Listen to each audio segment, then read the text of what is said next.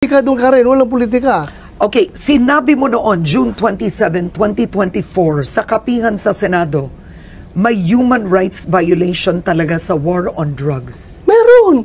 Bakit hindi magkakabayo rito? May namatay nga na bata, may binaril nga bata. So kung gano'n na may human rights violation, is it fair to say that Oplan Tokang was not a success? No, it was a success. It's how you see it. Kung ikaw ay anti-war on drugs, failure. Pero kung ikaw ay pro-war on drugs, successful. Why? 1.6 million nag-surrender. 300,000 ang nakulong, nahuli. Buhay lahat yun. Ang daming tao na nagsasabi na nagpapasalamat sa war on drugs dahil safe na yung kanilang environment. So, for us, it's a great success.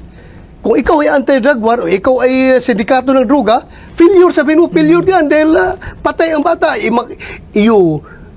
Doon ka magkukonsentrate sa negative na kukunti at kinalimutan mo yung pangkalahatan ng napakalaking magandang idinulot ng war on drugs.